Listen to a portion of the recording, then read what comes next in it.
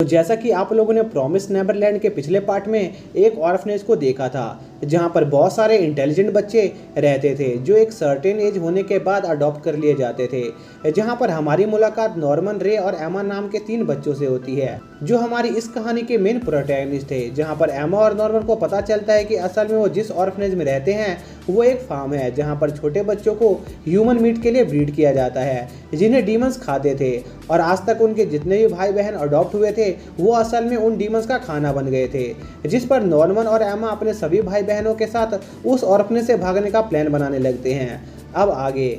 तो इस पार्ट की शुरुआत में हम देखते हैं कि एमा को कोनी की डेथ के नाइटमेयर्स आ रहे होते हैं जहां पर एक डीमन उसे खा रहा होता है जिससे वो पूरी रात बिल्कुल भी सो नहीं पाती है और अगले दिन कल के हादसे के बारे में सोच रही होती है। तभी एमा को इजाबेल की आवाज़ सुनाई देती है जिससे वो पूरी तरह से डर जाती है, पर नॉर्मन एमा को नॉर्मल बिहेव करने को कहता है, नहीं तो इजाबेल को पता चल जाता कि नॉर्मन और एमा कल रात गेट के पास गए थे। फिर हम नॉर्मन और एमा को आपस में बात करते हुए देखते हैं जहां पर एमा को लग रहा होता है कि इजाबेल को पहले ही पता चल गया होगा कि वो लोग कल गेट के पास गए थे क्योंकि उनसे वहां पर कोनी की डॉल छूट गई थी। जिस पर नॉर्मन एमा को चिंता करने से मना करता है क्योंकि उसे यकीन था कि इजाबेल उस डॉल को देखकर यह पता नहीं कर पाई होगी कि आखिर उन बच्चों में से कौन उस गेट पर गया था। लेकिन उनकी मॉम को यह बात जरूर पता चल गई होगी कि कोई ना कोई कल रात गेट पर गया जरूर था, पर एमा को अभी भी इस बात पर यकीन नहीं हो रहा था कि उनकी मॉम इजाबेल एक ऐसे फार्म के लिए काम करती है जो डीमन के लिए ह्यूमन मीट क्रिएट करते हैं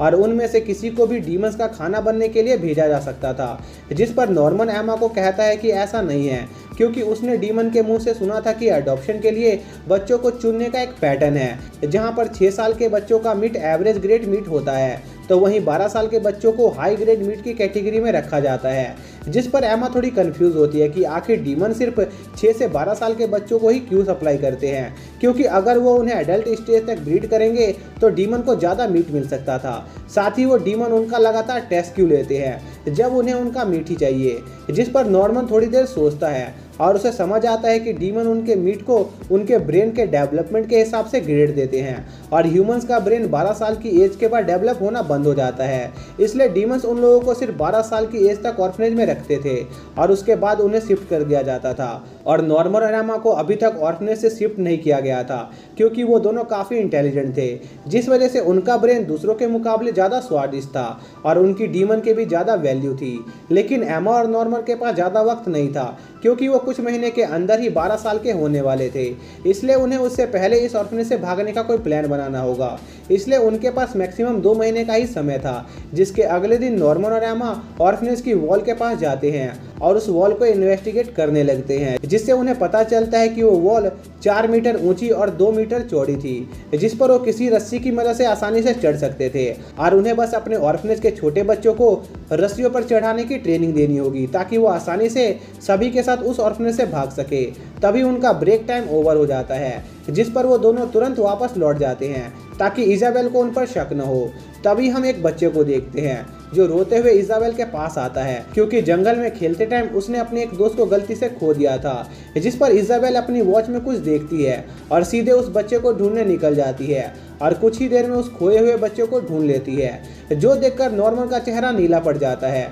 क्योंकि नॉर्मन समझ गया था कि इजाबेल की वॉच कोई वॉच नहीं बल्कि एक ट्रैकर है, जिससे इजाबेल उन सभी बच्चों की लोकेशन को देख सकती थी और उनकी बॉडी के अंदर जरूर कोई ट्रांसमीटर लगा होगा जो उस ट्रैकर को सिग्नल भेजता था। और इजाबेल ने नॉर्मन और एमा के सामने उस वॉच को इसलिए खोला ताकि वो उन्हें बता सके कि चाहे वो कुछ भी कर ले वो इस ऑर्फनेज से नहीं भाग सकते हैं। फिर हम नॉर्मन और एमा को देखते हैं जो छिपकर इजाबेल के रूम में जाने की कोशिश कर रहे होते हैं ताकि वो कोई ऐसी चीज ढूंढ सके जिसका इस्तेमाल वो रोप की तरह कर सकते थे। तभी डॉन नॉर्मन को कुछ काम करने उसके साथ बुलाता है, जिस पर वो वहां से चला जाता है और जब नॉर्मन वो काम करके वापस आता है तो वो देखता है कि इजाबेल ने एमा को घेर लिया था क्योंकि एमा सुबह से काफी अजीब बर्ताव कर रही थी, इसलिए इजाबेल को एमा पर थोड़ा शक हो रहा होता है और एमा भी डर के मारे कुछ बोल नहीं पा रही होती है। लेकिन वो हिम्मत करके इजाबेल के सामने नॉर्मल होने का दिखावा करती है और इजाबेल से कहती है कि वो आजकल थोड़ी दुखी है क्योंकि वो भी जल्दी ही कोनी की तरह इस ऑर्फनेज को छोड़कर जाने वाली थी,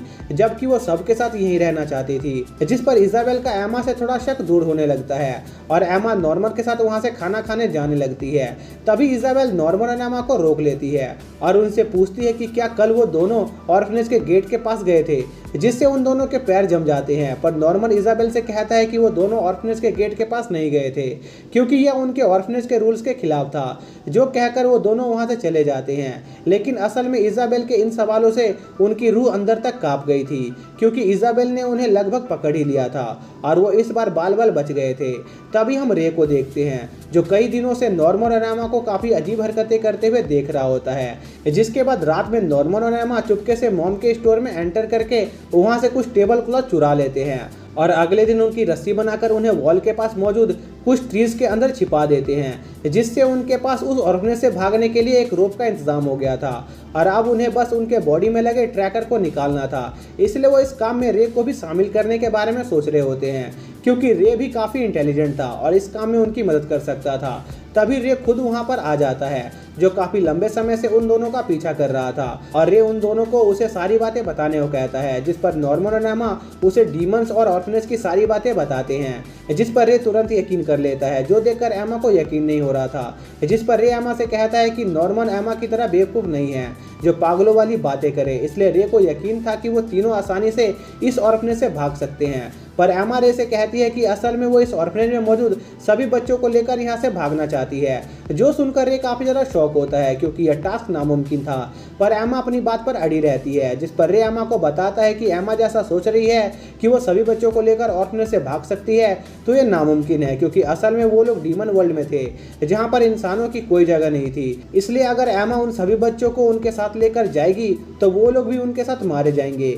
लेकिन यह सब बातें सुनने के बावजूद भी एमा अपना फैसला नहीं बदलती है, जिस पर रे नॉर्मन से एमा को समझाने को कहता है। लेकिन नॉर्मन भी एमा की साइड लेता है, क्योंकि नॉर्मन असल में एमा को पसंद करता था और वो उसे हमेशा खुश रखना चाहता था। इसलिए वो एक ऐसा प्लान तैयार करने वाला था जिससे वो उस ऑर्फनेज के सभी बच्चों को वहां से लेकर भाग सके, और इसके लिए उसे रे की मदद चाहिए थी। जिस पर रे उनकी मदद करने को तैयार हो जाता है, क्योंकि वो एमा जैसी बेवकूफ़ के हाथों सभी चीज़ें नहीं छोड़ सकता था। लेकिन उनकी मुसीबतें यहीं ख़त्म नहीं होती है, क्योंकि अगले दिन इजाबेल उनकी फैमिली के एक नए मेंबर को उनसे मिलवाने लाती है, जिसका नाम क्रोन था, जो उनका ध्यान रखने आई थी। लेकिन एमा और उसके साथियों के लिए यह एक बुरी खबर थी, क्योंकि इसका मतलब उन्हें इजाबेल के अलावा एक और एडल्ट से बचकर रहना था। जिसके साथ ही यह पार्ट यहीं पर ख़त्म हो जाता है।